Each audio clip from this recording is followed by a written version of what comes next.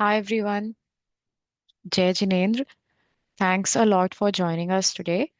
Today we have our education event, and Kalpesh Rupani, who is joining us from Toronto, will be talking about interpreting Jainism through the four Anuyogs. As you all know, Young Jain Professional is uh, like we have Apoorv Bhai, who is the president of Young Jain Professional, and he leads a lot of events, and then he also promotes Jainism among the young professionals. So we have people who are starting from age maybe 22 and then going up to mid 40s. So through this, it's our effort to connect all the young Jains who are in North America and build a strong community. So today we have Kalpesh Rupani, and I'll pass it on to you, Kalpesh. You can get us started. Thank you.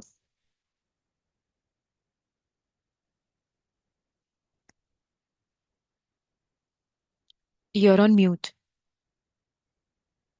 Yeah, thank you. Sorry, I was on mute. Yeah. No worries. So thanks, Rupali. Yeah, and let's get started. So today's topic is actually quite interesting. And I think I hope you find it informative as well eventually. So let me go ahead and share my screen.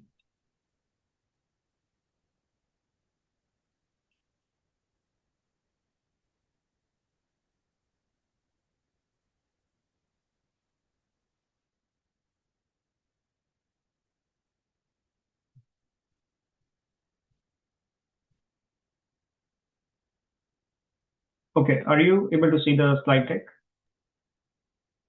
It says you started. Yeah, we can see it now. Okay, all right. So Rupali, are we planning this session for 1.5 hours? Yeah, 1 hour, and then we can have some time for questions, or maybe 1 hour, 15 minutes, and then some questions. Whatever suits you, Okay, like, because you have the deck, right? So I want okay. you to cover it as well for us. Yeah, sounds good. So basically what we'll do is we'll try for 1 hour 15 minutes. If it needs a little bit extra time, that's fine. But what I want to do is for this particular session, I have not prepared any specific questions, so I don't think we will have any polls in between. Okay. But I think that's good in a way because I want the audience to take the opportunity to ask questions as and when they come in their mind instead of waiting until the end. So for this particular session, I just prefer, if anyone who is listening, anyone, who is there on this call, if you have any questions, in the during the session, then you don't have to wait until the end. Just, raise your hand and we'll monitor your that status, and then we can, request you to probably ask the questions that way. Or what I would do is I'll just take maybe some intermediate pauses in between, so let's say, I covered maybe a few slides and I'll just take a pause and then, I'll see if anyone has any questions, and then we can uh, take a few questions at that time, and then we'll again move on with the content and the topic. So I think we'll try it that way and see, how that goes today. Okay. All right. Yep. Okay. So let's get started with the topic of Four Anuyogs. So let's see. So the Four Anuyogs, this basically applies to the literature that we have in Jainism. So basically, the literature that we have in Jainism, it can be classified or categorized into four Anuyogs. And these four Anuyogs, the name of the four Anuyogs are Prathamanuyog, Karnanuyog, Charnanuyog, and Dravyanuyog. So that's the name of these four Anuyogs. Again, I'm repeating the name. It is Prathamanuyog. Pratham means first. So Prathamanuyog, Karnanuyog, Charnanuyog, and then Dravyanuyog. So these are the name of the four Anuyogs. Now, the purpose of all the four Anuyogs is basically to preach Vitrakta. So Vitrakta is nothing but the state of soul without likes and dislikes. So ultimate purpose of all the four yogas is to really, help the living being or the person move forward on the path to moksha, and that is through vitrakta. So that the purpose is basically the same, irrespective of whichever anuyog we are talking of. However, the method or style to explain the concept is different in different anuyogs. So that's where I think this topic becomes important, because the style or the method is different, and hence we want to understand that how each Anuyog is different from each other, and that way when we read the Jain literature or when we read the Jain scriptures, we understand um, you know what to expect from it, what kind of style or what kind of methodology is followed in the Jain scripture, in that particular scripture, and then what we can do to interpret it correctly, right? So that kind of context or background helps when we read the Jain literature. All right. So now, out of the four Anuyogs, we'll look at all the Anuyogs in detail one by one. So the very first Anuyog is the Prathamanuyog. Prathamanuyog means Pratham. Pratham means the first. So it's called Prathamanuyog, but in Shwetambar or even in like other sampradayas or sects, we also call it as Kathanuyog, Dharma Kathanuyog. So Prathamanuyog, or even if you want to call it as Dharma Kathanuyog, it's basically the same. So what this does is the Prathamanuyog. What is basically the focus of Prathamanuyog? So the Prathamanuyog is basically this scripture narrates the lives of the 63 great beings, prominent figures like Adinath Bhagwan, Mahavir Bhagwan, Shreni King, Bharat Chakravarti, etc. So Prathamanuyog is nothing but basically it tries to give us the morals and the values. It tries to preach us the morals and values of Jainism by narrating the lives of prominent figures like our God, like Mahavir Bhagwan, Adinath Bhagwan, or other prominent figures like Shreni King, Bharat Chakravarti, and so on, right?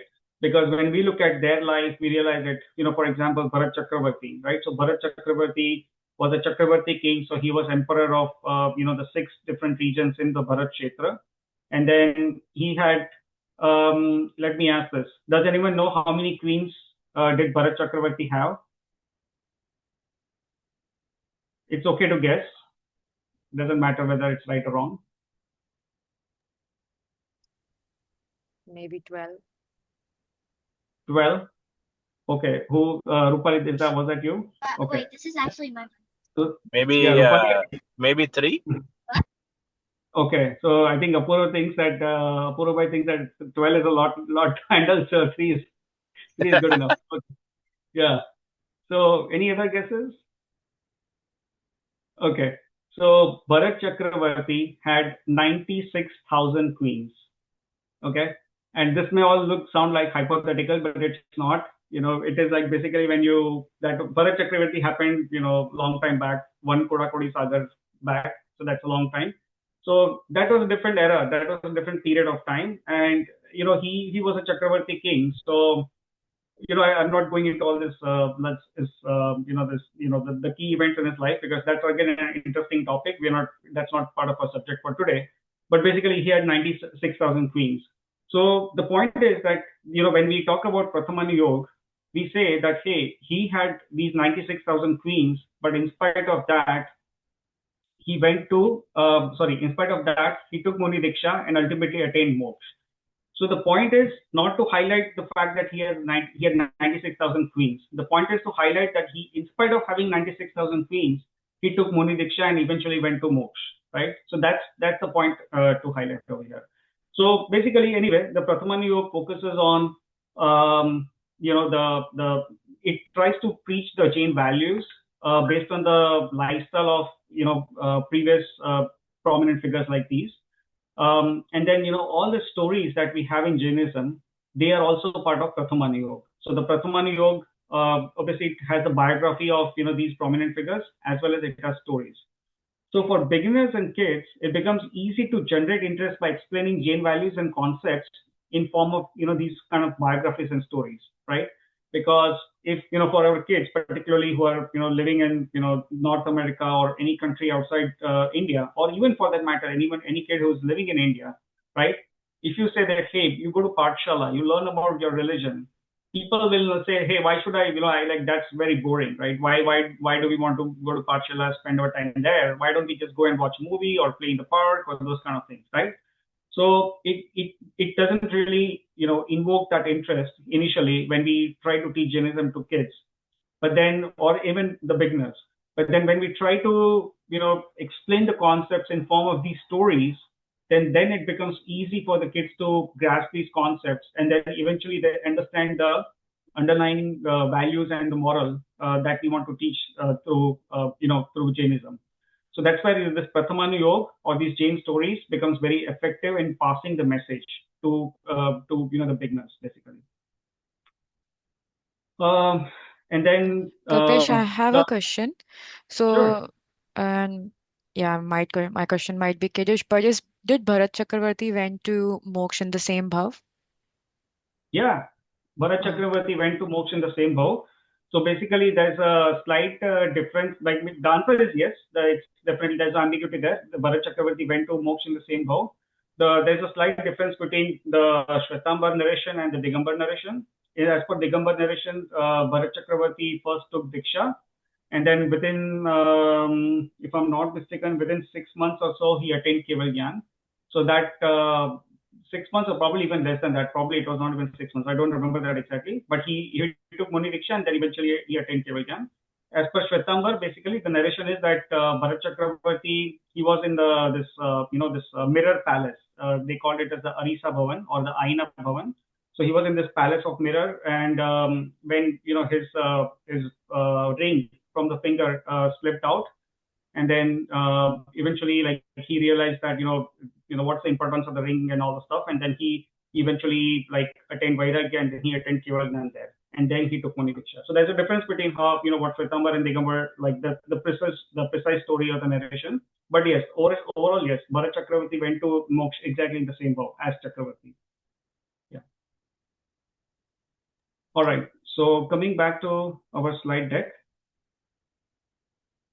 So so basically the stories or these biographies are very effective in teaching the concepts of Jainism to the beginners, and that's why we do it.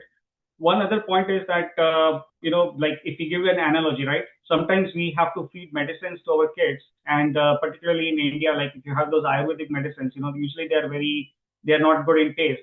People don't like the taste of those medicines. So what we do is we try to mix them with something sweet, and then we try to give it to them. So the analogy over here, the same analogy applies over here for Prathamanuyog, where if you try to teach Jainism in very simple terms, people may think it's boring, but then eventually when you try to wrap it under these kind of stories, then people, it kind of makes it very interesting. So that's basically the overall concept over here. Okay. Um, and then one other important point is that Prathamanuyog uses Vyavhar. Vyavhar nahi, or Vyavhar is nothing but the perceived reality. It doesn't use the absolute reality. It uses the perceived reality. So I'll try to elaborate that point a little bit further in one of our future slides as part of today's session. Okay. So that's about Prathamanuyog. So what are some examples of Prathamanuyog? What literature do we have in Prathamanuyog in Jainism? So these are some examples. Let me bring those up. So we have Adi Puran, we have Mahapuran by Acharya Jinsen, we have Padam Puran.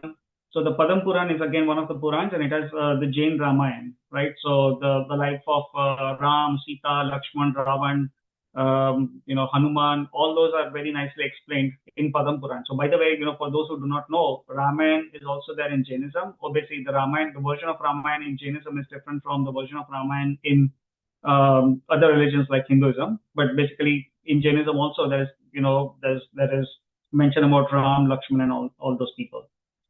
So we talked about Bharat was a Chakravarti, Ram was a Baldev or a Balbhadra, Lakshman was a Prati Vasudev. Sorry, Lakshman was a Vasudev or a Narayan, and then Ravan was basically a Prati Narayan, or a Prati Vasudev.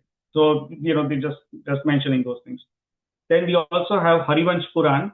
So Harivansh Puran has basically the Jain Mahabharata as well as the Sri Krishna's life, the details about Sri Krishna. So so these are basically some of the literatures: Adi Puran, Mahapuran, Padam Puran, and Harivansh Puran. These are some examples of literature that belongs to Prathamanuyog. Okay. One other point I wanted to mention is that see all the four Anuyogs, they have their area of focus is different, but in spite of that, that doesn't mean that what it means is that the area of primary focus is, that specific methodology. So, for example, Prathamanuyog focuses on the stories and those kind of things. But that doesn't mean that it will not have, mention about or the style of other Anuyogs like the Dravyanuyog or Charnanuyog. So those things also would be there. But the main focus will be through Prathamanuyog or these stories and those kind of things. So that's basically it. So it's what is primary and what is secondary. That's what it is. All right. So that's Prathamanuyog. So now let's talk about Karnanuyog. So this is our second Anuyog, which is the Karnanuyog. So Karnanuyog, this is the category of literature that deals with the intricate details of Jain cosmology. Like the structure of universe, and then it also talks about theory of karma and the mathematical calculations related to time cycles, geography, and astronomy. So basically, like what's there in Jain cosmology? What are the mathematical calculations? What is the theory of karma? The theory of karma is so much in detail in Jainism. You will really be amazed. And there's so many details. If you try to go into all those details, you feel complicated. I feel like it's easy to do a PhD in, rocket science probably, but it's difficult to, understand the theory of karma in that level of detail. As of today, even in today's world, we have those level of detail and that level of knowledge available in Jainism, fortunately for us. Unfortunately, we don't have the interest to learn it or read it. That's a different thing, but we still have a lot of knowledge and information available related to the theory of karma in Jainism. So you will be amazed when you look into all these things, once you try to understand this, it's like, it'll just blow your mind. Like there's so many details, so unimaginable details are given in the theory of karma in Jainism. So the Karnanuyog focuses on these aspects basically. And then in simple terms, if you want to say, Karnanuyog deals with the technical aspects in this universe, right? So what decides how, when you bind a karma, how many karmic particles will get attracted towards you? How many karmic particles will stick to your soul? For how long they will be stuck to your soul? How can you get rid of those karmic particles that are associated with your soul? So all, these karma-related theory, just as an example, is all part of Karnanuyog, and it all talks about these technical aspects. And then Karnanuyog deals with extremely detailed level information based on Keval Gyan. So, when you read Karnanuyog, when you try to understand Karnanuyog, you can really appreciate that, what kind of knowledge Keval Gyani has, right? What level of things they are able to see. Because the knowledge that we have in Karnanuyog, it's not someone's imagination. It's like so much level of detail is there. You would end up appreciating, the power of Keval Gyan, that what kind of things actually exist in the universe, and what the Keval Gyani can actually see. So that's part of Karnanuyog. And then let's see what kind of topics are covered in Karnanuyog. So we already listed these, so I'm just listing it systematically here. So we have the Jain cosmology, the structure and measurement of universe, teen log, these kind of topics are there. We have definition of Palya, Sagar, what is Sankhyat, Asankyat, and Anant, right? So Palya and Sagar, they are unit of time as well as they are unit of number, right? And the definition of Palya is very interesting, by the way. I think some of you may already be aware of it. But it's a very interesting topic, by the way. Like, what is the definition of Palya? And then Palya is nothing but Palyopam, right? So we call Palyopam or Palya. It's the same thing. Same way Sagaropam or Sagar. It's the same thing. Then we also have in Jainism, we have three category of numbers: the Sankyat, which is finite, and then Asankyat and Anant. So in English, we just have finite and infinite. But in Jainism, it is categorized. The infinite piece is categorized again into two categories. One is the Asankyat, and another is the Anant, right? So how do you decide a Sankyat? What volume of number is there in a Sankyat, or what can you imagine? Because you cannot actually put it in numbers, but how can you really understand what is a Sankyat? All the stuff, so that those kind of topics are covered in Karnanuyog. So, this I did not have any question for today, but I just added it over here. So is there any rule that certain number of Jeeves goes to moksha in a certain amount of time? This is a question for the audience. So if anyone has that information or idea, or you want to guess, or if you know that, you can try to answer. So the question is there a fixed rule that certain number of Jeeves will go to moksha in certain number of time, like certain volume of Jeeves? I think in Panchamkal, no one is going to moksha. No. Okay, that's actually a good answer. I mean, it's not the answer I was looking for, but yes, it's actually a good answer. You're right. What you said is right. I think Okay. Palak knows. Palak, do you want to tell us? I guess if I'm not mistaken, it's 6 months and 8 samay. In that amount of time, 608 Jews they go to moksha. Yeah. So yes, that is correct. So basically, again, here the Digambar and Shwetambar understanding is a little bit different. But as per Digambar, it is basically in 6 months and 8 samay. So 8 samay is very short period of time, but basically that's what it says. In 6 months and 8 samay, 608 Jeeves goes to moksha, and that continuously happens. So basically, you will never have a situation that 6 months passes and no one goes to moksha. What Rupali said is also correct, that in Pancham Kal no one can go to moksha. That is correct. But the Pancham Kal is effective only in certain regions in this universe, in Madhyalok. There are areas like the Videshetra, the Mahavideshetra, where the Pancham Kal is not there. It's basically the fourth era, or the time similar to the fourth era is there. And from there, the Jeeves can go to moksha even as of today, right? So basically, as per Digambar, as for every 6 months and 8 samays, 608 Jeeves goes to moksha. As per Shwetambar, I think my understanding is that the belief is that every 6 months, at least one Jeev will go to moksha, at least one Jeev.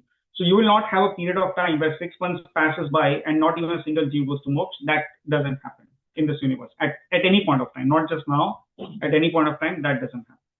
So that was just, so these kind of points are covered in Karnanuyog, basically. That's what I was trying to highlight over here. Okay. So let's get back to our slide.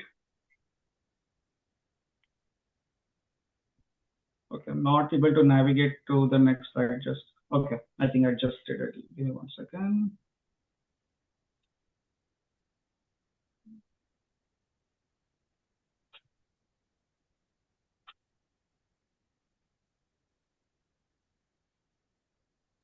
Okay, yeah, it's Charnanuyog. Yeah. Yeah, so these are the examples of the literature in Karnanuyog. So Karnanuyog, by the way, did I cover all the items in the previous slide or not? Let me just check. No. Yeah, so we were talking about this, right? So let me cover this. So yes, so basically what topics are there in the Karnanuyog? So we talked about these above points. And then the entire theory of karma is very nicely and detailed. It's explained in a lot of detail in the Karnanuyog. So we have the Prakriti Bandh, like what type of karma gets bound when we, by certain actions. We have the Sthiti Bandh. Sthiti Bandh is nothing but for what duration, right? So if you bind a karma, if you do some good deed, for what duration those karmic particles will be bound to your soul.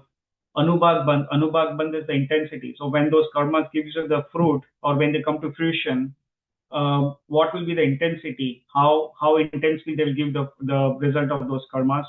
And then the Pradesh Bandh. Pradesh Bandh is nothing but like what volume of karmic particles actually gets bound to your soul when you bind any karma, right? So all these concepts in a lot of detail are explained in this theory of karma, and that is all part of our Karnanuyog.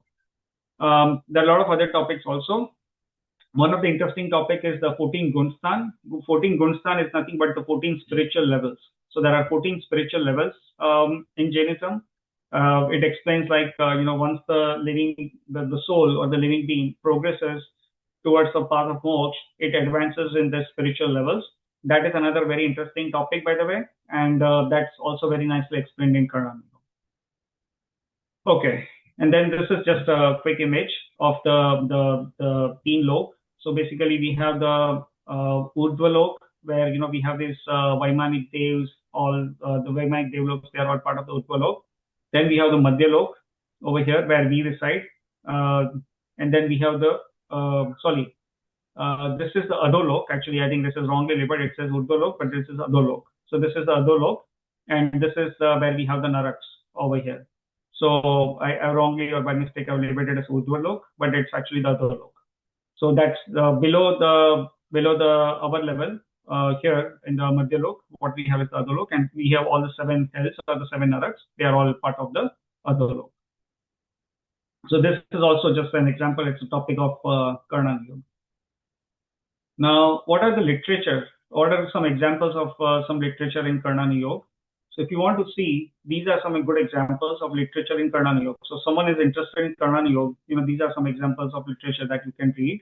So we have the Gomatsar Jeevkand, Komatsar Karmakand, we have Triloksar, Tiloi Parnatti. We have, this is a typo actually, it says T-I-L, L is missing over here, but it's in the, it's written correctly, it's Tiloi Parnatti.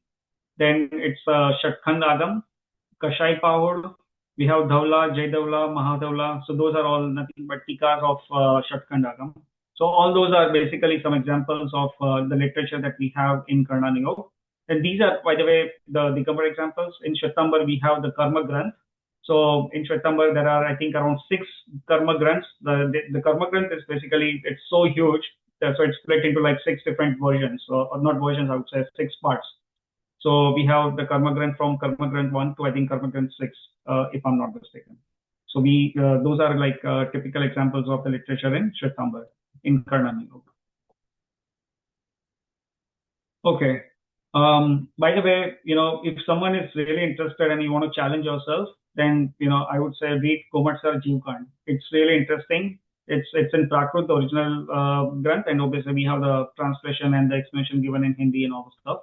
But it's really, if you really want to challenge yourself and, you think that, hey, I want to learn something difficult, I want to read something difficult, something not obviously interesting, but also difficult, that challenges me, then read, first start with Komatsar Jeevkand, and then you can go to the other Karnanuyog. Like you'll feel good about it. Like when you read all these things, I mean, you'll be able to appreciate the amount of knowledge and the concepts covered over here.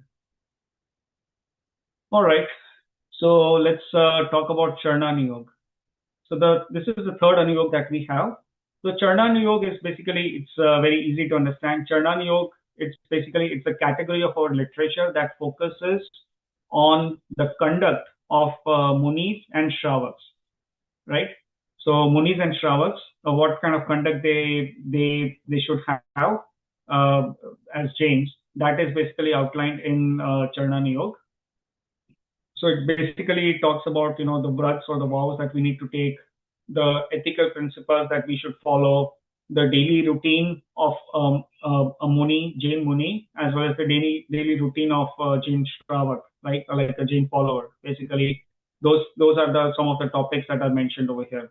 Similarly, it basically talks about the conduct, right? So it talks about, what to eat, what not to eat, what kind of task or schedule you should perform as as a household or a Shravak, what kind of action or what kind of rules should be followed by the Jain Munis. All those kind of things are all explained in Charnanuyog.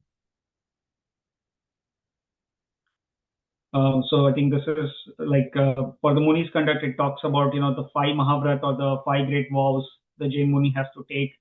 Jain Muni has a 28 Mool Guns. Those Mool Guns are explained. Jain Muni follows the 3 Guptis or the 5 Samitis, how they should consume the food, right? Like we know that Jain Munis cannot cook their own food.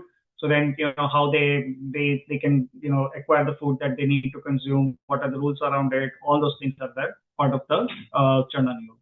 And then for Shravak also, it basically talks about, what daily routine you should follow, what kind of food habits you should follow, what is appropriate to eat, what is not appropriate to eat. All those things are all part of Charnanuyog. Okay, so what are the examples of some literature in Charnanuyog? So we have Moolachar, we have Ratnakaran Shravakachar, we have Purusharth Siddhi Upay. So these are, 3 good examples of, literature related to Charnanuyog. I'm not going into a lot of, all these details. Moolachar talks about, the basic conduct of Jain Munis. The Ratnakaran Shravakachar talks about, the conducts of the lays. Lays is nothing but the Shravaks. And then Purusharth Siddhi Upay also talks about some of the aspects related to conduct and how to attend Samyak Darshan and all that stuff. Okay. So now the last Anuyog out of the 4 Anuyogs is Dravyanuyog. So again, just to recollect what we have covered so far is we have talked about the Prathamanuyog, which comprises of the Jain stories and the life, the biography of prominent figures. We have so we did Prathamanuyog, then we did Karnanuyog talks about the theory of karma, the mathematical calculations, the Jain geography or the cosmology. It talks about all those things. Then the third type of literature is the Charnanuyog, and that talks about the conduct of the Jain Munis and the Jain Shravats. Now the fourth Anuyog is the Dravyanuyog. Okay, so let me take a pause. And let's see. So does anyone have any understanding of what is Dravyanuyog or what kind of topics are covered in Dravyanuyog? Just taking a pause. Just wanted to see. The name is pretty straightforward. It says Dravyanuyog, but what could it be? Based on Dravyas, Yantra. I mean, Yeah, so that's correct. Yeah, Dravyanuyog means it has to be related to Dravya. Right? Dharma, Yeah, but what? Sorry, go ahead, Rupali. Dharm, Adharm, Putkal, and Yeah, Akash, Kal. yes. So there are 6 Dravyas basically. Jeev, Pudgal, Dharma, Adharma, Akash, and Kal. That is good. Yes, very good job. So those are those six Dravyas. But yes, any other aspect that anyone wants to call out, like what kind of topics are there in Dravyanuyog?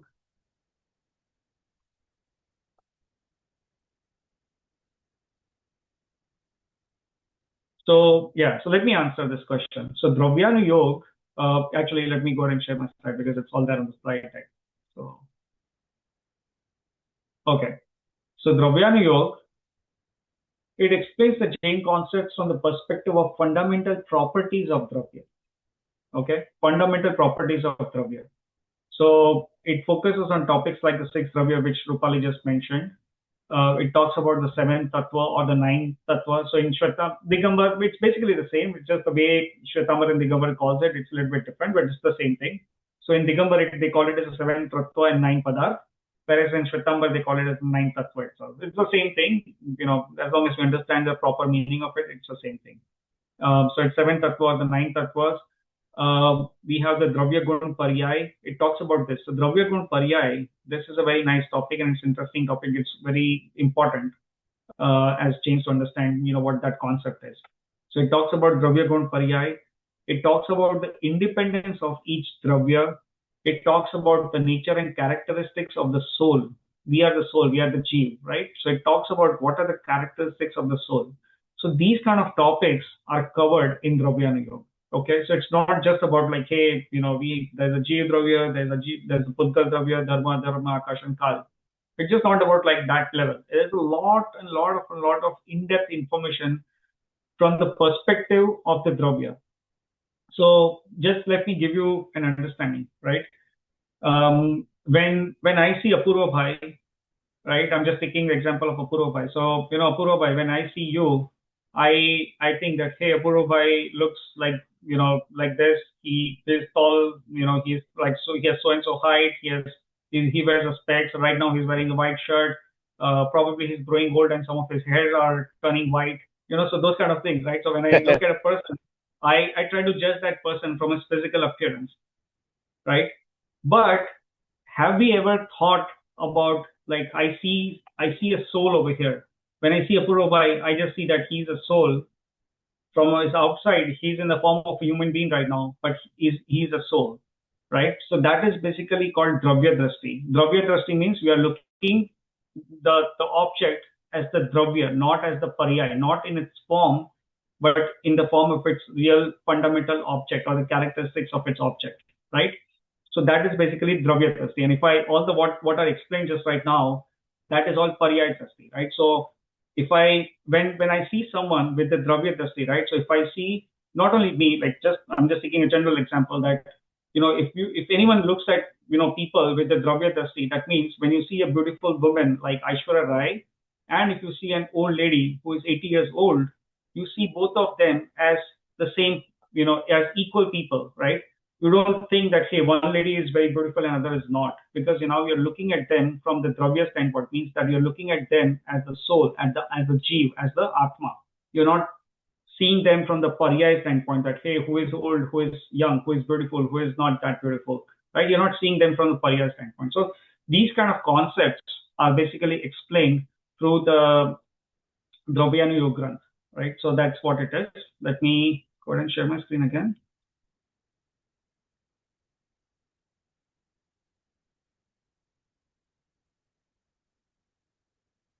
Okay. So Dravyanuyog, we talked about these items.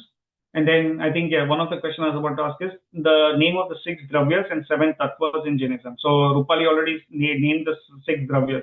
What are the 7 tattvas? 7 tattva or 9 tattva, whatever you want to call it. Does anyone know the name of the 7 tattvas or the 9 tattvas in Jainism?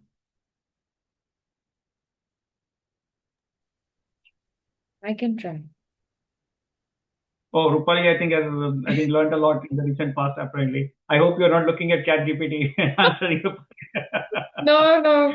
After the selection, I started the first first chapter. I don't know if you say of Tattva Sutra. I'm listening to Pranmay Sagarji Maharaj. So he told in that recently. So that is why I know, and I want to Very revise good. it. Very good, very good. I appreciate that. Yeah, very nice. Yeah, it's good to see your interest, and good to know that you're actually learning Tattva Sutra. So that's good to know. So yeah, Rupali, if you want to give a try, go ahead. Jeev, Ajeev, right? And Bandh, Samvar, and Nirjara. I missed one. I think I missed one. Jeev, Ajeev, Bandh. There is one more जिससे कर्म आते हैं. Then Yes. Samvar, The Nirjara, influx of karma. Yes, the influx of karma. So that's basically ashram. Ashram. Yeah. And I Yeah. missed one more. Maybe Yeah, and last one is moksha. Moksha. Yeah. Yeah. So basically, the name of the 7th tattva, it's with Digambar. Basically, they call it the 7th tattva. So it's basically Jeev, Ajeev, Ashrav, Bandh, Ashrav, Bandh, Samvat, Nirjara, and Moksha. Right. So those are the name of the 7th tattva. And usually in Digambar, they put it in this order because Jeev, Ajeev, and then Ashrav, Bandh. So once you have the influx of karma, then those karmas will bind to your soul. So that is basically the bandh of karma. And then Samvar is basically the stoppage of the inflow of new karma or the stoppage of influx of new karmas. Nirjara is basically detaching the karmas from your soul. And then finally, moksha is basically once you get rid of all your karmas, you attain moksha. So that is basically the order. Now, in the Shwetambar Panth, they call as the 9 tattvas. So does anyone know which are the 2 additional tattvas gets added to these? The 7 tattvas that we said, the same exists in Shwetambar also, but there are 2 more that gets added. Punya. Alicia and I, who wants to say? Papa and Punya. Yeah, Pap and Punya. So the 2 other tattvas that gets added as per Shwetambar are Pap and Punya.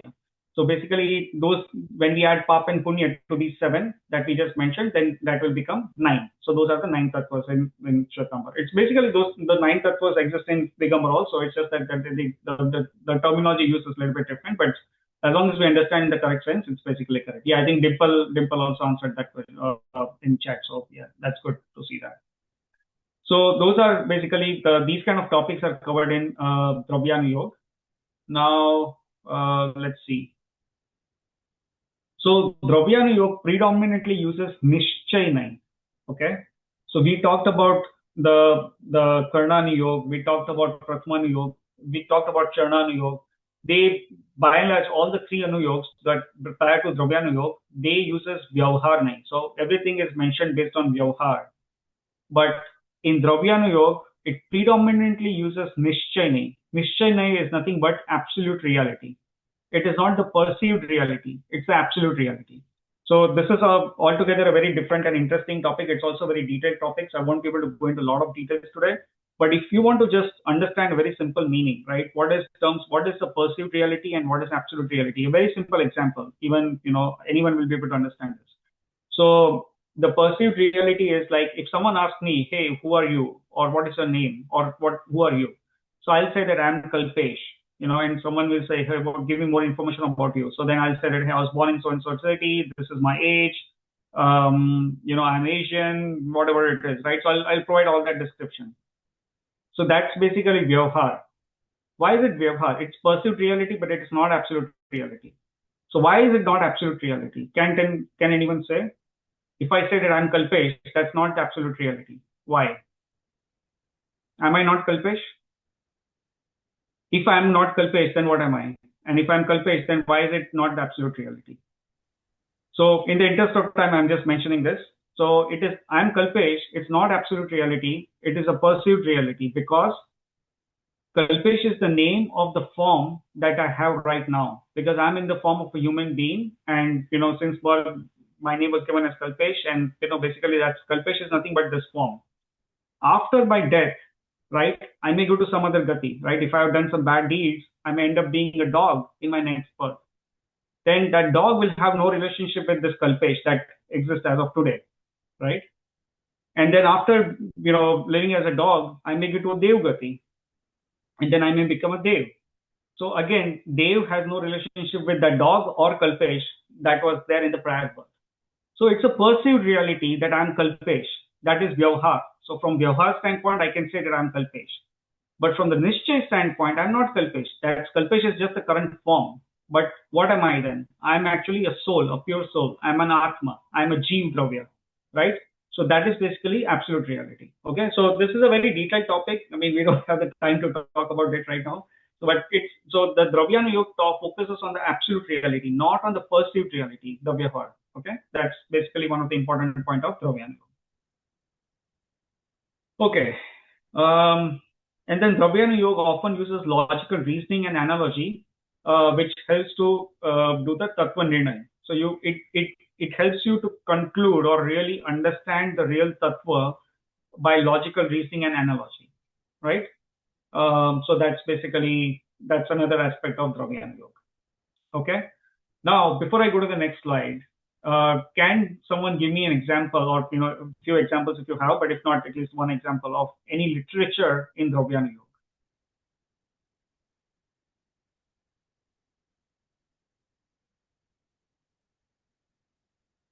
Any Jain literature that belongs to Dravyanuyog?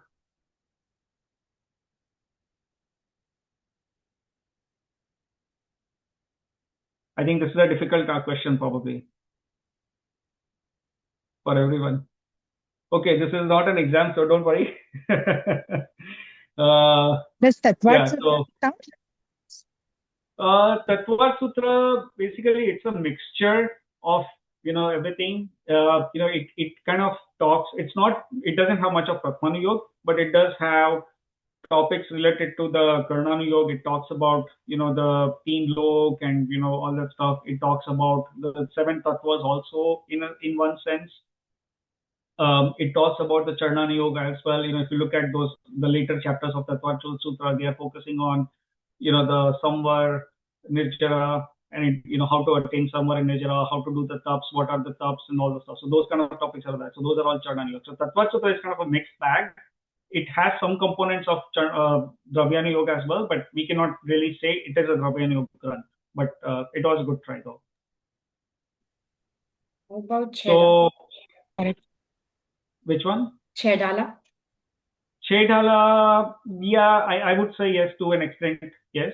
We probably can call Chedala as Dravyanuyog Granth. So one, real good examples are, and that's basically part of our next slide. So let me just go ahead and bring up the slide deck.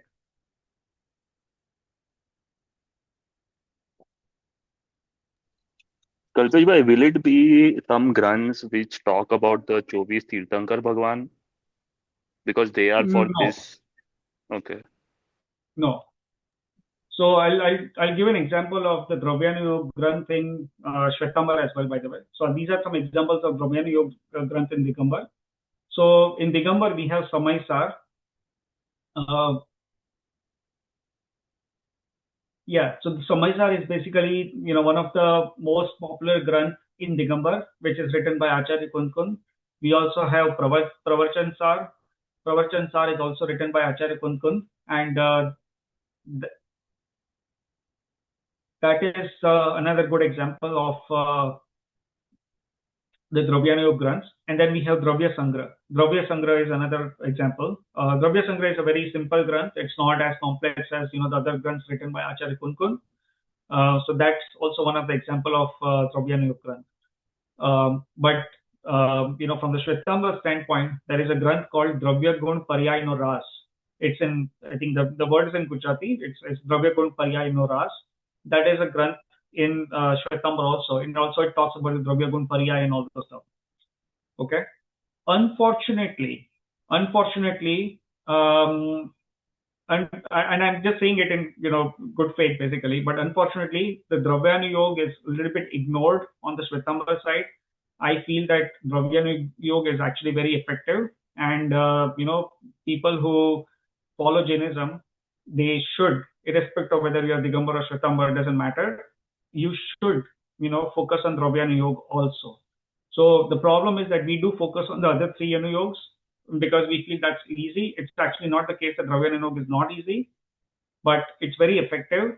It's just that it kind of gets ignored for whatever reason. But we should definitely put effort in learning Dravyanuyog also, because it's very, very, very effective. It helps to move forward on the path to moksha. So this is something what I just wanted to emphasize. But these are some examples. We have the Samaysar, Pravachensar, and Dravya Sangra. These are Digambar Granths. And then in Shwetambar, we have Dravya Gun Paryay no Ras. I think there may be a few other Granths also in Dravyanuyog, as well as I think in Shwetambar, there may be the Agams. There may be certain Agams also which may be focused on Dravyanuyog.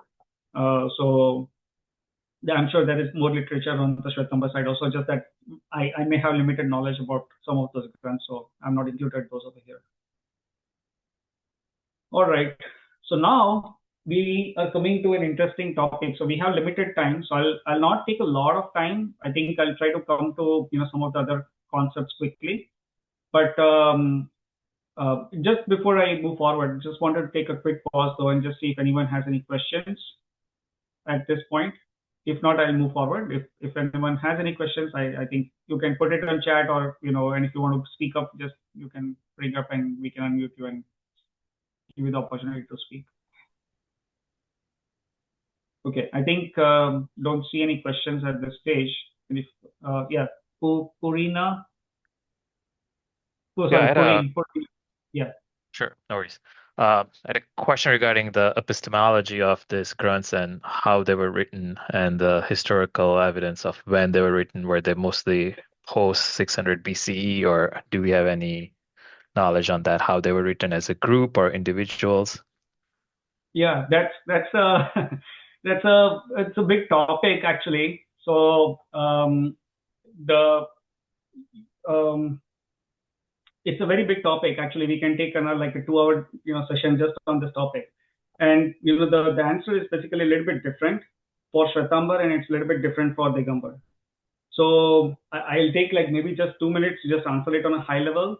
Sure. Are you interested in the Shwetambar version, or are you interested in the Digambar version? But depending on which version you're interested, I can try to focus more on that piece. It doesn't really matter to me. It's just Okay. Yeah. Okay. So all right. So that's fine. So basically these grunts, right? What happened is basically, does anyone know when Mahavir Swami existed? Mahavir Swami Bhagwan was our last Tirthankar, right? So how many years back did Mahavir Swami Bhagwan existed or lived over here, or lived on on Bharat Kshetra? Does anyone remember, or does anyone know? 600 BC. 600 BC. I think that's correct. That's actually correct. Because we can do the exact calculation, but yes, Mahavir Swami Bhagwan was basically approximately 2,700 years back. So 2,700 years back, Mahavir Swami Bhagwan was there, and then after Mahavir Swami Bhagwan attained Nirvan, that means when he went to moksha, we had just a few Kevalis, and after that, the 4th era ended, and then the 5th era started. So in the 5th era started. So at the beginning of by the end of the 4th era, so basically when Mahavir Swami Bhagwan was available as a Tirthankar, as we know, give Deshna in the Samosaran. And in the Samosaran, when Tirthankar gives Deshna, that Deshna is basically interpreted by the Gandhars who are present in the Samosaran.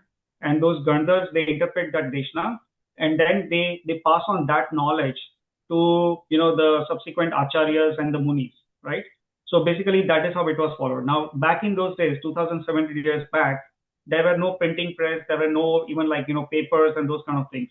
So, but at that time, the ability of human beings to remember and preserve the knowledge just by their memory and by their intelligence was substantially high, right? So for example, just forget about those 2,700 years back. Back in the days when our parents, when they lived, there were no mobile phones, but there were those physical phones that we have in the landlines. We call those as landlines, right? So we had those landlines, and our parents, they used to remember the phone numbers of all our relatives, right? And so that's how they used to memorize that. So the memory was pretty good at that time. But now, because we have gotten used to the mobile phones and all the stuff, we don't even remember. I don't remember my wife's phone number. If someone asks like, "What's your wife's phone number?" I have to check my phone to get my wife's phone number. So that's how it is, right? So just few years back, our memory was that pretty good, and we used to use our memory to that extent. Now that we are more reliant on the electronic devices, and we don't use our memory as much. But the point is that back in those days, 2,700 years back, the memory was that strong that the Muni, when they used to gain the knowledge, they used to pass on this knowledge just verbally. So they used to just put these sutras, and then they used to write things, and not even write, I would say. There was actually not even anything in the written form. They used to just pass on this knowledge verbally, and then the other Munis or the disciples, they were able to gain the knowledge. They were able to remember these things. Okay, so that's how the knowledge was being passed over the period of time. But then a point came like that was pretty long time back. I would say probably 1,000 years back. It depends on the Shwetambar and the Digambar version. There's a difference there. Not going into a lot of those details, but there was like almost 1,000 years back. If you look at the Shwetambar tradition, 1,000 years back, there is a Muni called Devardi Ganesh Devardi Ganesh Shrama. So that was the name of the Shwetambar Muni, and he realized that, or he thought that now the ability of the human beings to remember is reducing, and a lot of knowledge has already been lost because people's memory is also fading, because now we are moving forward in the fifth era, and as we move forward in the fifth era, the human physical capabilities and the mental capabilities, they will all reduce over the period of time. So he realized that, and what he did is that he invited a lot of the other Muni Maharaj at that time in a place that is close to Palitana. There's a place called Valbipur, and so basically they gathered over there, and then they decided that whatever knowledge we have, let's put it in the form of literature. So let's write it down. So then they use the tar patras, basically, so the leaves, the leaves of certain plants which are pretty big in shape. So they use those, and they try to kind of put it in form of scripture on those leaves, whatever knowledge they had available. So that is how those Shwetambar Agams, basically, that are available as of today to the Shwetambar Sampradaya, that is how those were written. And then it's not guaranteed that whatever is there is all accurate, because at that time they said that, okay, whatever we remember at this point, let's just put it down in form of this literature, and we are doing it in good faith. But in case if there is any discrepancy or some inaccuracy happens, it's still okay. Our intent is to just get the knowledge and then ensure that we put it in form of scripture, so that way it doesn't really we are trying to pass as much as we can to the future generations. So that's how the Shwetambar Agams were written. That's basically, I'm just saying this in a very short and a high level. Coming to the Digambar version, Digambar, basically, there is mention about the Digambar Agams also. So in Shwetambar, I think there are 45 Agams in Dhiravasi, and there are 32 Agams in Stanakvasi, because Shwetambar also has these further divisions. Coming to the Digambar version, so coming to the Digambar version, basically the story, the narration is a little bit different. In Digambar, what happened is that the same thing happened, right? Like over a period of time, the knowledge kept getting lost, because the human tendency, the ability to remember and memorize all these things kind of kept reducing, and then the amount of knowledge that was left, right from Aviswami Bhagwan Tirthankar to the certain acharyas after a few hundred years, that lot of knowledge was already lost. So then there was acharya. I forgot his name, don't remember it right now. Not able to recollect the name, but there was an acharya. So he thought that let's try to put this in form of literature. So then he wanted to get everything written in form of literature. So if there's a story of Shrut Panchami. So that Shrut Panchami has this whole story as part of this one. So what he did is he called two different other acharyas, so there's a story of this Acharya Bhutbali and Acharya Pushpadan. Yeah. So he called these two acharyas, and then they then eventually, there's a long story over there. Basically, not going into all the stuff, but he got his help, and then he got the stuff written over here. So what they wrote is basically called the Shatkhand Agam. Okay, so that what they wrote is basically called the Shatkhand Agam, and then that is what we have. But what Digambar believes is that the original Agams, which are based on the Tirthankar's speech, like the Tirthankar's discourse, those are not available as of today. So that's basically one of the difference between Shwetambar and Digambar. But so in Digambar, the literature that is available is all through the acharyas. Whatever acharya they remembered and they have written over a period of time, that is available. And then if you look at the Digambar knowledge, right? So basically, right, if you look at so Acharya Kunkun, he was one of the major acharya, and it is believed that he actually visited Videsh Kshetra, and then he traveled to Videsh Kshetra even in this 5th era. He was able to travel to the Videsh Kshetra, and then he attended the Samosaran of Mahavir Swami Bhagwan, Simandar Swami Bhagwan in Videsh Kshetra, and then he gained a lot of knowledge from there, and then he came back to this Bharat Kshetra, and then he wrote these Parmagam. So he actually, Acharya Kunkul also actually wrote 84 grunts at that time. But out of those 84 grunts, I think as of today, only 8 grunts are available. Yeah, I think only, if I'm not mistaken, only 8 grunts are available, and then the grunts are all lost, basically. So that is what it is. Okay, I think there's some, okay, audio issue. Give me 1 second.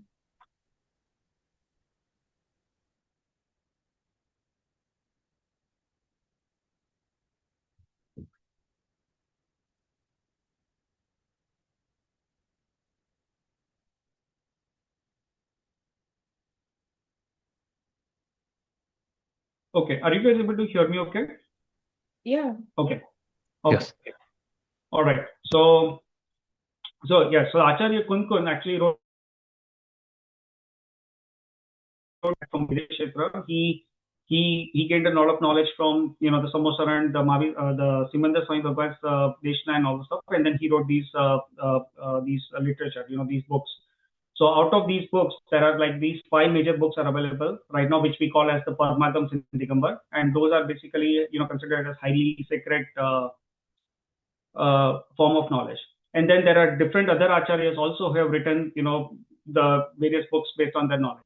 So basically, the Acharya Kunkun, what he wrote is available in form of Prakrit. So the language that he used, it was Prakrit back in those days. And then eventually, as time passed, the prominent language became Sanskrit. So, Acharya Umaswami, who wrote Tattvat Sutra, that is basically in Sanskrit. So then eventually, like 1,000 years back, 800 years back, the primary language kind of changed from Prakrit to Sanskrit, and then all the literature that was written 1,000 years back or 800 years back and beyond, after that, those were all written in Sanskrit. So that's basically the point.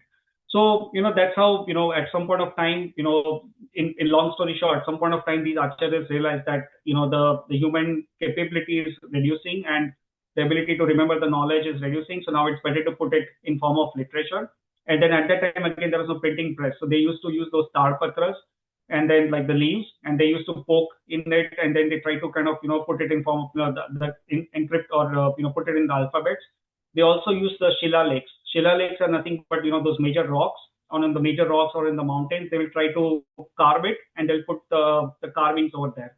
So that way, it kind of gets embedded or engrossed within those through those carvings, that that content kind of remained for a longer period of time. It got preserved that way.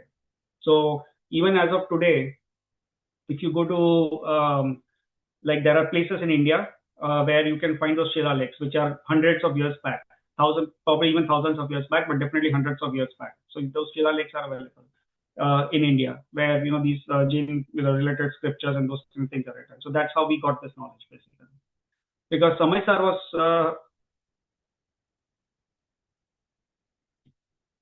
I think Samay Sir was written probably almost 2000 years back, and then the Tattvat Sutra was written probably around 1000 years back. So if you look at it, right, we still have literature more than 1000 years back that was written 1000 years back we have available as of today. So that's how all this literature that we have came into existence. I mean, that's what we have. So eventually, like basically, it came from Tirthankar's Deshna, and then it eventually got passed in this way. All right. Thank you for the explanation. So, yep. Yeah, no worries. I mean, this is a detailed topic. I just, probably took maybe around 5-10 minutes. It doesn't do justice to it, but on a very high level, that's the explanation. Okay, so coming back to the slideshow. Okay, so when we try to interpret all these four Anuyogs, right? So let's look at these aspects basically. So Prathamanuyog, Karnanuyog, Charnanuyog, as I said, it mainly uses the Vyavharni or the perceived reality. The Dravyanuyog, it uses the absolute reality or the Nishchaynai. Okay. Other point is that the Prathamanuyog is often allegorical, devotional, and simplified, right? So you try to exaggerate certain things. Now, exaggeration is not like, it's not a wrong exaggeration, but you try to highlight some of those aspects, right? So when you look at the life or the biography of Bharat Chakravarti, right, you will see so many things like, what kind of cooks he had, how many cooks he had, what was the physical strength he had. Obviously we talked about how many queens he had, right? He had 96,000 queens.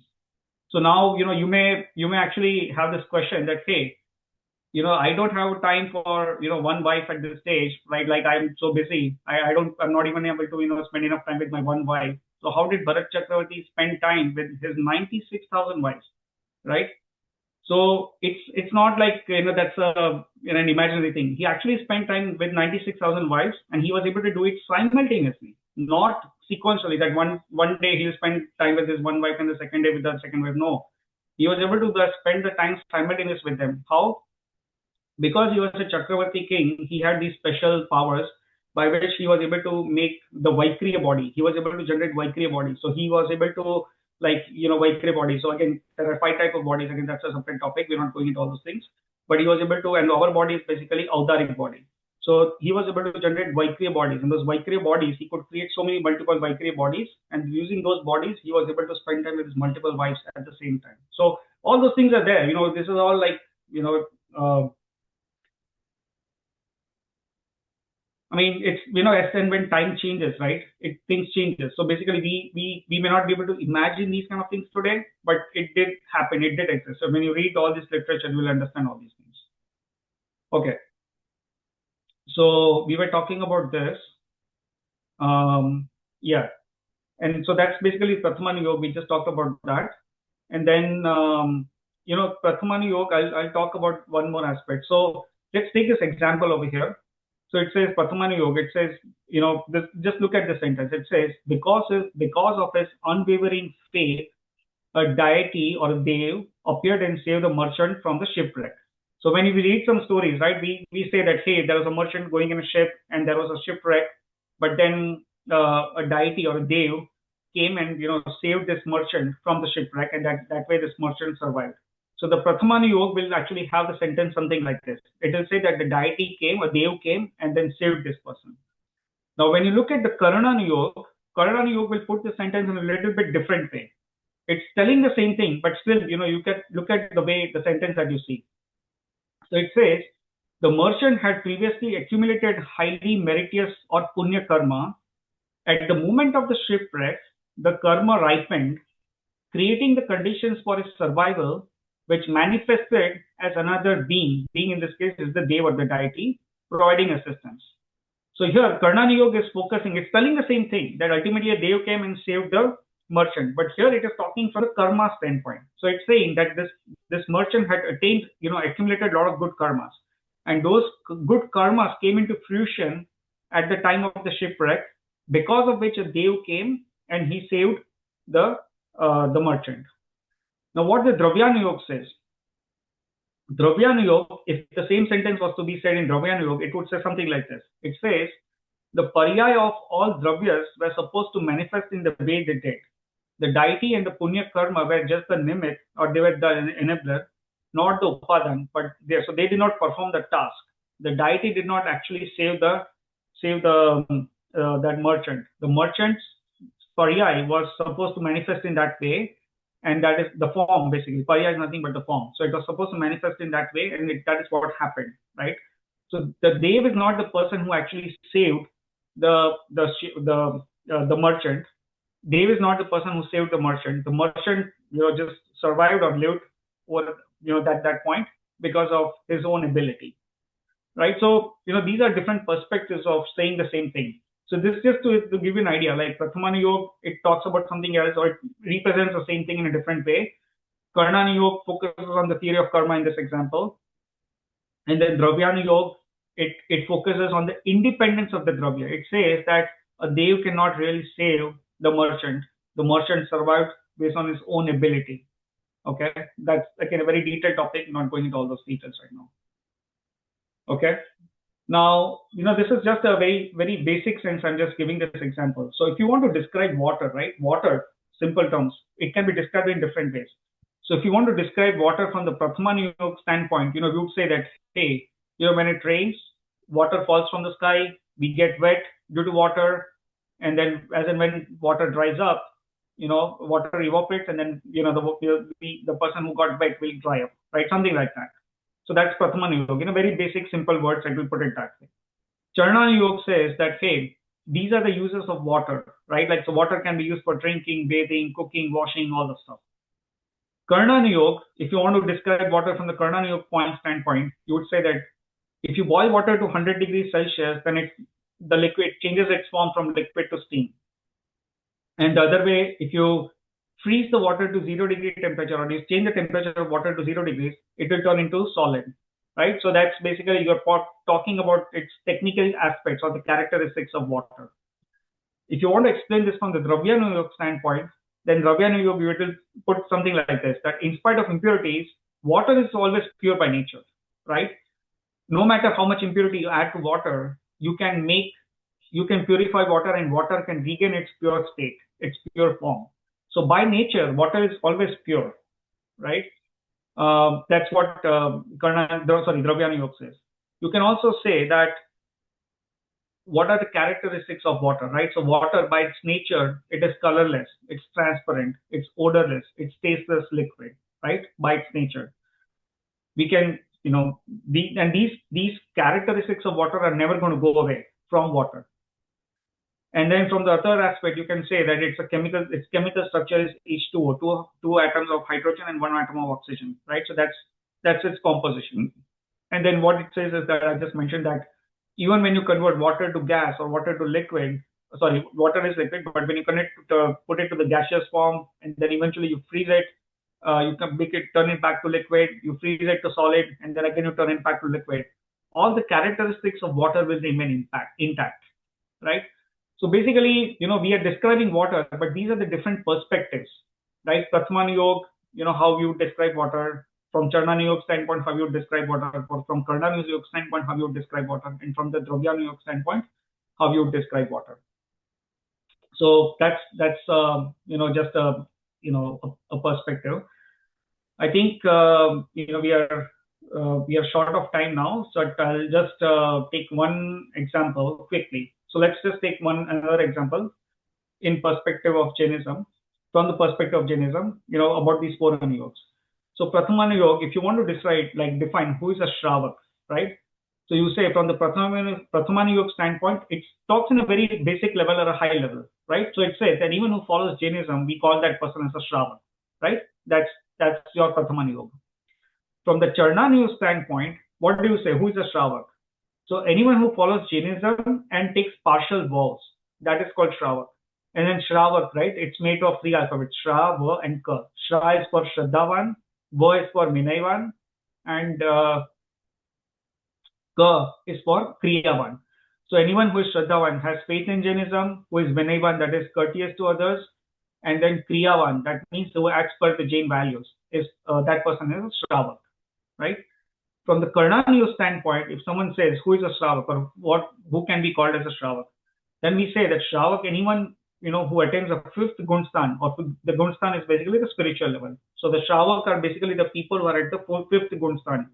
So basically those human beings who have not taken Muni Diksha yet, but they take those partial vows in Jainism, and they have obviously attained Samyak Darshan. So anyone who has attained Samyak Darshan and takes partial vows, that person is Shravak. So basically that person is at the fifth spiritual level. The other point is that anyone who has gotten rid of the two level of Kashais, so Kashais are Krodh, Man, Maya, Lobh. So Krodh is anger, Man is pride, Maya is cheating, and Lobh is greed. So there are four level of intensities for these Kashais. So the first two level of intensities, the person who has gotten rid of those first two level of intensities, which are called the Ananta Anubandhi and the Apratyakyani. So anyone who has gotten rid of those level of intensities of Kashais, they are called Shravaks. So this is from the Karnanuyog standpoint.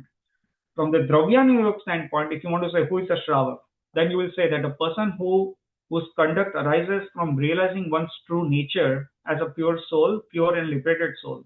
So by nature, we are pure soul. Like as I said, water, right? The impurity doesn't really enter the water. We can make the water as impure as possible, but then there's a way to purify the water and get water back to the pure state. So by nature, water is pure. Same way, by nature, our soul is pure, right? Even in spite of the impurities of the karmas and all stuff, by nature, we are still pure. So the person who realizes this and acts as per these principles is basically a Shravak. So these are different perspectives. Shravak, we have heard this word so many times, but from these different Anuyog standpoints, we can actually describe Shravak in different ways. Okay. Now, I have maybe around 10 minutes of stuff to cover, so I just wanted to see, are we okay to cover that, or should we cut it short right now? I think we are okay for 10 more minutes. I see like it's a very close group now, but Okay. I'm okay to continue. I'm not sure if anyone Okay. has questions, then we can take those, but otherwise we can continue. Okay. So Dimple wants to continue. I think she's interested in what's happening. So let's continue then. I think anyone has to drop off because of time. I think that's totally fine. But I think whoever wants to hang on, feel free to.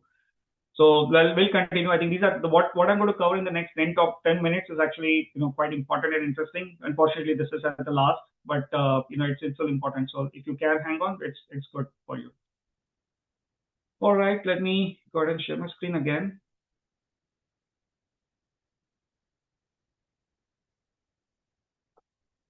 Okay, so now with all the these differences in the Jain literature, right, from all these four Anuyog standpoint, how should we interpret the Jain literature properly, or how should we understand these four Anuyogs properly, right? So that's the question. So there are different aspects we just should keep in mind while reading the Jain literature. So for example, what is in some literature you will see things mentioned at a very high level or a very basic level, whereas in some literature you will see things mentioned in a very detailed level. So for example, Prathamanuyog is, the focus is on the stories and all the stuff. So even though it may mention about the Jain values or some certain concepts, it will not go into that level of detail about those concepts. So it will not worry about the technicalities or the technical accuracies of those concepts if you look in Prathamanuyog. But if you look in Karnanuyog actually will focus on the technical accuracies and the details of those aspects. So for example, we talked about Palyopam, right? So Palyopam is basically a unit of time as well as it can be used as a unit of number. So Palyopam, if you look at the definition of Palyopam in one of the Purans, it talks about, there's only one mention about Palyopam. There's only one definition of Palyopam. But then if you look at the definition of Palyopam in Karnanuyog Granth, it will talk about the three types of Palyopam. It talks about, the Vyavhar Palya, the Uddhar Palya, and the Adha Palya. So these are basically three different levels of Palyopam, or three different types of Palyopam, right? So you'll see all those technical details covered in Karnanuyog, but you'll not see those level of details in Prathamanuyog. So the second point is emphasis on primary and neglecting the secondary, or what is the subject of primary focus, right? So that's the second point. So, for example, there's a sentence that says Mahavratdhari is Sanyami. So, what is the definition of Muni? So, anyone who takes those 5 vows, the 5 great vows, or the Mahavrat, that person is a Muni, right? That is what the sentence says. And the next sentence that I have is Mahavratdhari could be a Sanyami, means even though a person who follows those 5 great vows may actually not be a Muni, right? There can be another sentence there. So now if you read these 2 sentences, you will say, hey, these 2 sentences are contradicting each other, because the first sentence is saying that anyone who follows the 5 vows is a Muni. But the second sentence is saying that even though a person follows the 5 vows, may not be a Muni, or may not necessarily be a Muni. So how do we understand this? So in the very first sentence, there is emphasis on the 5 vows. So it is saying that a Muni has to follow those 5 vows. That is absolutely mandatory. That means the emphasis is on the 5 vows, the 5 great vows that the Muni has to follow. But if you look at the second sentence, the emphasis is now on Samyak Darshan. So what it is saying is that even if a person follows those 5 great vows, the Panch Mahavrat, but if that person has not attained Samyak Darshan, then that person still cannot be considered as a true Muni. We can call that as a Dravyalingi Muni, but it's not a Bhavalingi Muni. So attaining Samyak Darshan is mandatory. It's a requirement for someone to really be called as a Muni. That is a true requirement.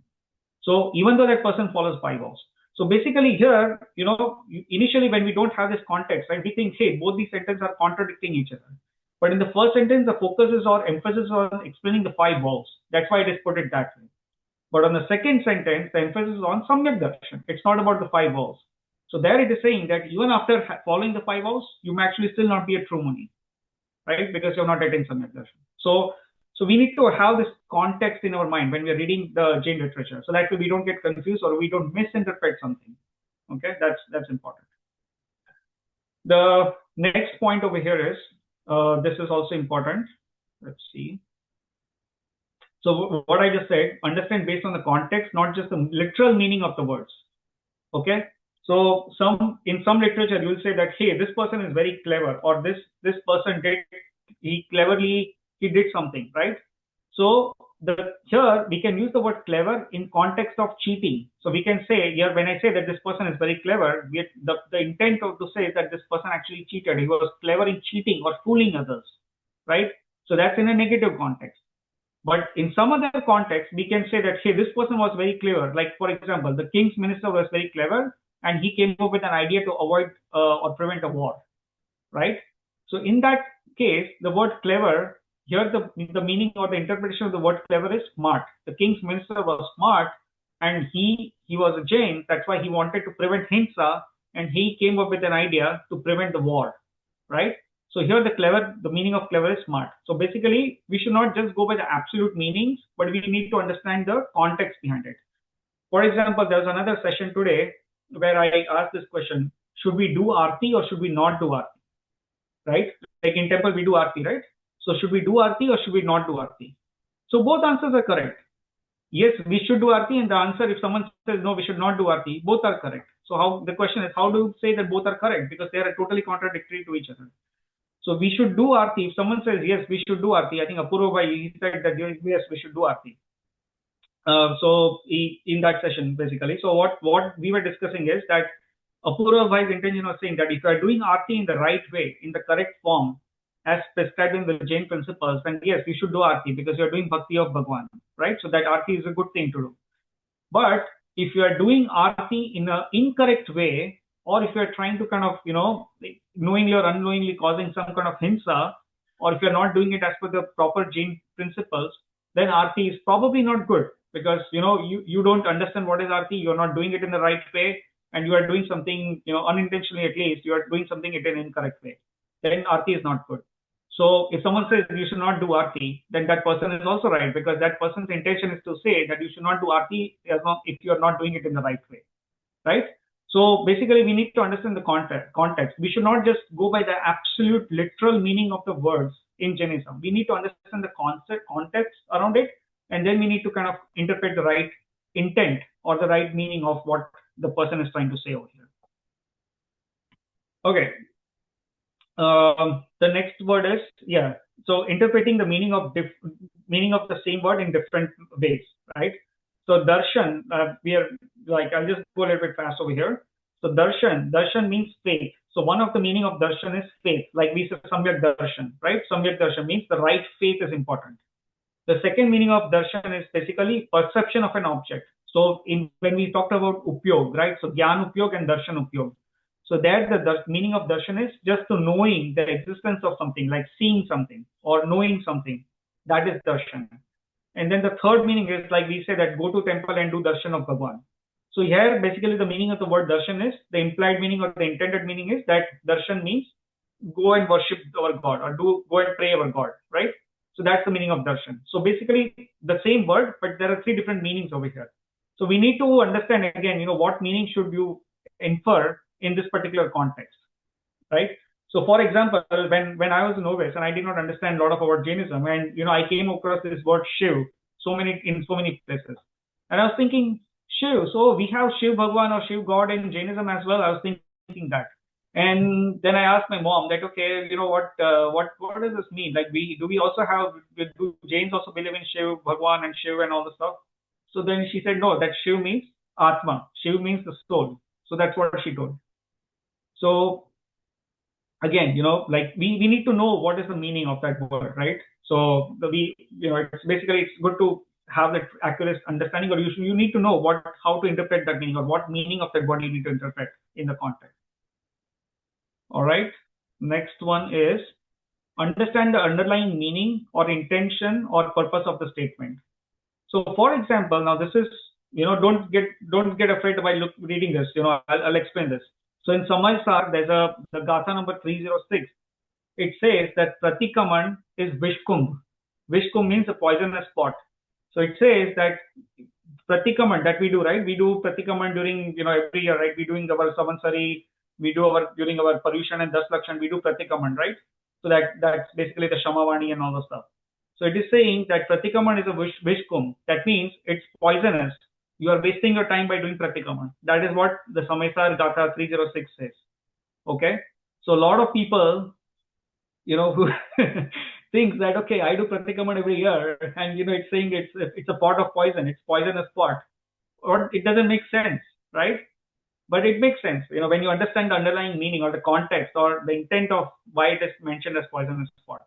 So basically, those souls, like our Munivaj particularly, who are at the 6th spiritual level and who are capable of going to the 7th spiritual level. Now, this is a little bit detailed concept. I don't have the time to explain it. But who are at the 6th spiritual level and who are capable of going to the 7th spiritual level, the 7th Kunstan, for them, they need to focus on their own soul. They don't need to think about anything beyond their soul. Only then they can go from the 6th level to the 7th level. But if they, instead of doing that, if they engage in the Pratikaman and all these, rituals or, these external kriyas, then, they are hampering or they're restricting their ability to go to the 7th Gunstan. So for them, Pratikaman is actually a poisonous spot. It's something they should not be wasting their time on. Okay. But for people like us who are not at that level, for us, Pratikaman is still good because, we are trying to kind of remember the sins that we did intentionally or unintentionally. And we are trying to kind of, do repentance, or we are trying to ask for forgiveness for those sins. So for people like us, Pratikaman is still useful. But this Gatha is basically for those people who are capable of going to the 7th spiritual level. So it's for them. But if you don't understand the context around it, we think that, hey, what is written in Samaysar is wrong. We may start thinking that way, but that's not the case, right? So we need to understand the context behind it. We need to understand the right meaning behind it.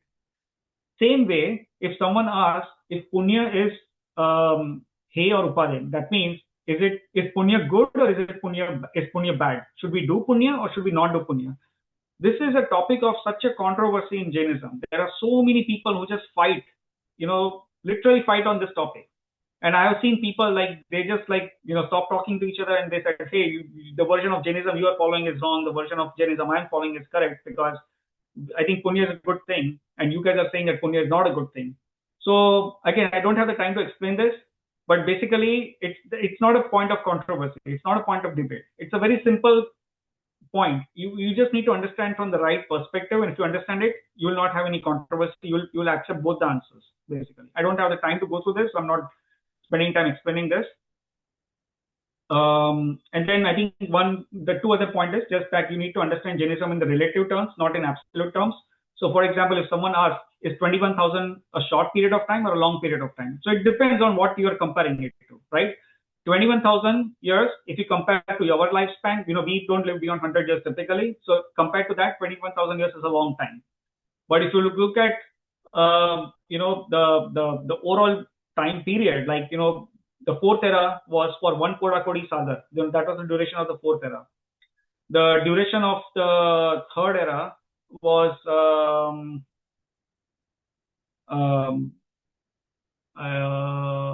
I think the first era was, I think, 4 Kodakodi Sagar, second era was 3 Kodakodi, and the third era was 2 Kodakodi, and then the fourth era was 1 Kodakodi Sagar. Yeah. So basically that was the duration. So when you look at the duration of these different other eras, then 21,000 is basically like 1 second in 1 year. Okay. So 21,000 is a very short period of time when you compare it to that. So again, you need to understand, like, in what context or in relation of what you are saying that. So it's not an absolute answer. It just depends. It's a more relative answer, right? Whether it's short or long. And then lastly, we have this concept of anikantvad, which is many-sidedness. So which is one of the basic principles of Jainism. So we need to understand that anikantvad concepts also. So if someone says, is Dravya Nitya or Anitya? So Nitya means constant. See, Dravya is Nitya because from the characteristic standpoint, the Dravya's characteristics will always be constant. They will never be taken away from the Dravya. But then from the Paryay standpoint or from the form standpoint, the Dravya can keep changing its forms. That means from that standpoint, the Dravya is not permanent or it's not constant. It keeps changing. So again, that's basically, from what angle or what perspective we are understanding. So when we read our Jain literature, the literature in Jainism, we need to understand these overall concepts. And then when we read it, we will not have any controversy, in amongst the literature, and we'll be able to get a proper perspective of it. Okay, there's actually one more good slide, but we don't have the time, so I'm going to skip this slide, which was like in what order we should read the Jain literature, which Anuyog we should go and all stuff. I'm just leaving it here, so it's going to be part of the recording, and then anyone wants to read it can read it later. But I'm sorry, I think I just went a little bit over. I always feel like I fall short of time. There's more to cover, and we usually don't have the time to cover it. But anyway, I think I'll wrap it up over here. No, thank you so much, Kalpesh. I think it was very, very informative and very interesting. And we Yeah, can wrap up thanks. the session. Apurva, do you have anything to add? Yeah, I think I learn every time something new Yeah. around Kalpesh Bhai and his sessions. Today I'm going to make sure my concepts are a little more clearer and focus more on Vanchan. I want to say thank you for being with us, Kalpesh Bhai. I'm sure you have so many good things to share along with examples. We're going to bring you back. That's the whole Yeah. idea. Yeah. With that, I pass Yeah, it to thanks. Priyanka and Rupa. And also, Rupali, thanks for hosting this. It does take time and effort to put the topics together, and appreciate the whole team who is here today from YJP. Thank you. Thank you. Okay, we can wrap Amazing, the session. Rupesh bhai. Yeah, we can definitely do more such sessions. Mhm. Thanks a lot. Yeah. Yeah, thanks, Priyanka. Thanks, everyone. Thank you. Thank you, Jai Jinendra. Jai Jinendra. Jai Jinendra.